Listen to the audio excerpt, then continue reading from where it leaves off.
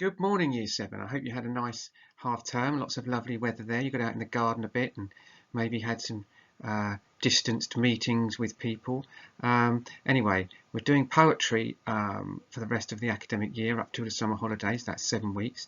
But before we go on to looking at that, I want you to write this do now into your book. I lie in my bed and I look at my phone. I'm feeling bored and a little alone. I log into school and check on my day. And then you have to put that line in there. What could it be in there?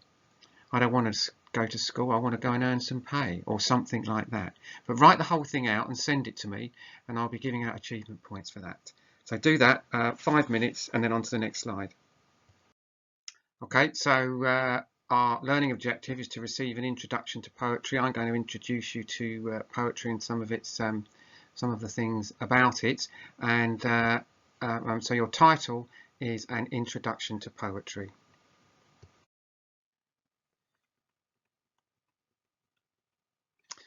Poetry is my favourite type of writing, and one of the reasons for that is that in poetry every single word, punctuation mark, line and capital letter matters. Poetry is like ordinary writing before the water was added. You see what I mean? It's kind of undiluted. It's absolute essence of writing poetry, and poets think sometimes for tens of years about poems that they've written. You may think that's a good or a bad idea. I, for one, think it's a very noble way of spending your time. But so the point is that nothing is by accident in poetry. So when you come to analyse it, you have to think about what it is the poet meant by absolutely every comma that they put in there, or lack of comma, and every word, and how they're arranged on the page. It was all done to create a certain effect. Whether it works or not is sort of slightly secondary, but that was the intent.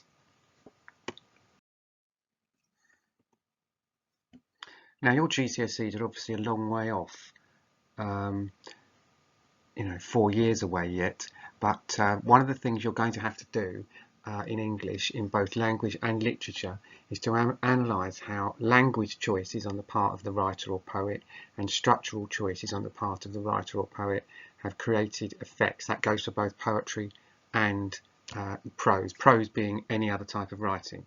Poetry is poetry, any other type of writing is prose. So this will be part of your English lessons, and putting that aside, it's easy to sort of imagine it's just for exams. Studying poetry is fun. Has some people think it's boring or dull or unimportant, but it isn't. It really isn't, and it is great fun to do and can be very moving and so on. So hopefully I can introduce you to it, and we can learn all about some of these poems again, because every time I read them, I may read them every year, but every time I read them I find something new in them. That's another one of the beauties of good poetry anyway.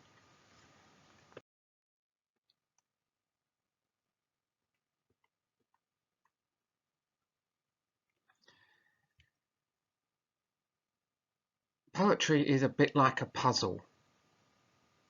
What do you think this poem's about? So much depends upon a red wheelbarrow glazed with rainwater beside the white chickens. What's it about?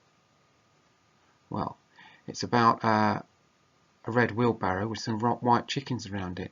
But when you read it, or as I read it, did a very vivid image appear in your head of that situation? And each one of those images would have been the same but personally different. Do you see what I mean? Everyone would have had a slightly different image, but it would have had a universality to it. So the things that structure is as the same as we've learned in prose. It's paragraphing, punctuation, how information is organised in a piece of writing. So if we can start here and look at it straight away and see that it has no capital letters in it.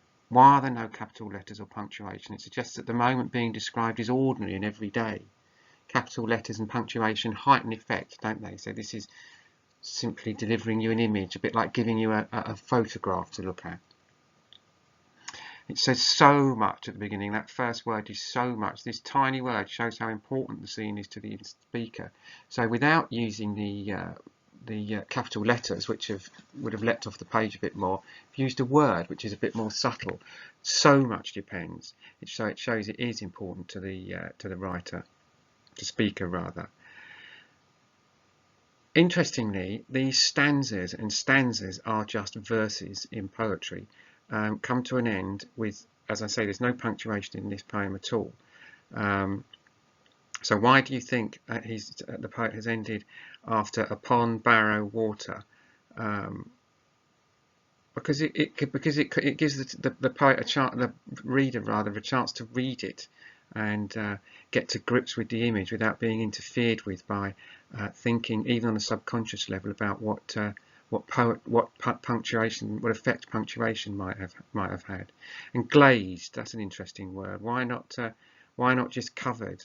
Why not just covered with rain? Why glazed with rain? If you glaze something, it's a way of kind of preserving it, isn't it? Like pots get glazed to keep the design in place. So it's almost a way of kind of fixing the image in your head, glazed with rain. Now, a lot of this may not make sense to you, probably won't make sense to you at this stage, but it will do by the time we've finished. You don't need to write anything down there, just listen to what I've said, and as ever, Year 7, I'm always here on the end of my email, which I'll put on class charts, as I always do. So any questions you've got, happy to answer them for you.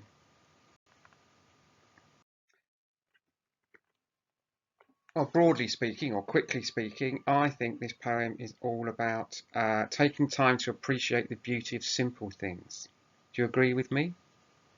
If you think it's about something else, I'd love to, or you think it's got other meanings, I'd love to hear what they are.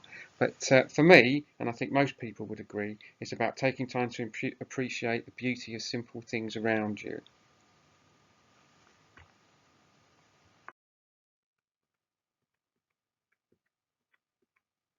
Right, I have attached the knowledge organizer to class chart, so get it down and have a look at it.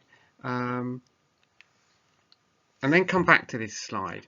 Well, I'll go over it now. I mean, there are some of the poems. There's a list on the left here, as we always have with these poems, of the poems that we're going to be going over.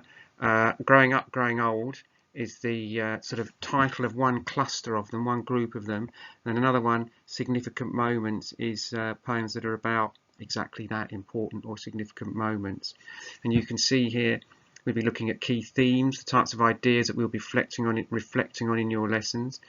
Key words like onomatopoeia, which I know a lot of you already know. That's when you sort of say, bang, a word sounds like what it is. Emotional language, word class, you know, whether the poet's chosen to use a verb or adjective or a noun. Word choices as well, which sort of goes on top of word class. And connotation, which is what a word or a piece of structure makes you feel. So print out your knowledge organizer. If not, print out this one here. If you're having any trouble, like you haven't got access to printing or something, then just let me know.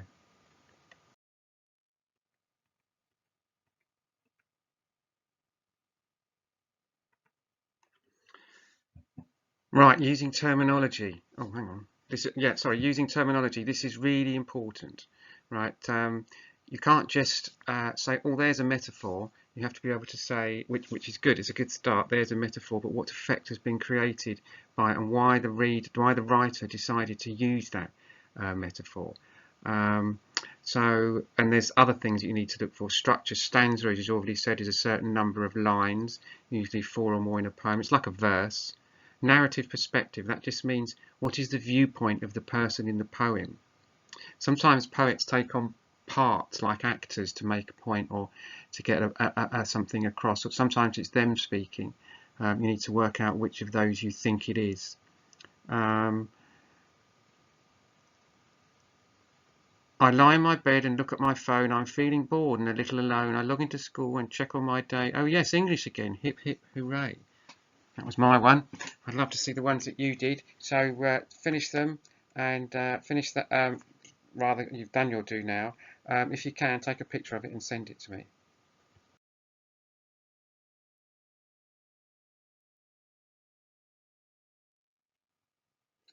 Okay, now let's look at some language. At the language. Right, this is an extract from one of the poems that you'll be exploring. Can you identify any language techniques and explain why the writer chose them? Language techniques are on the left there. Onomatopoeia, already talked about that one. Imagery, figurative writing. emotional language, emotive language, word class, word choice, and connotation. We've talked about all those before, or even today, and they've got them all written onto your knowledge organised there. So I'm going to go through this stanza here, and we'll look at the language here. It hissed. That is onomatopoeia, isn't it? Hissed. So you would say the poet has used onomatopoeia here, hissed, which has connotations of sort of snakes and danger, and creates an atmosphere of danger. Imagery or figurative writing.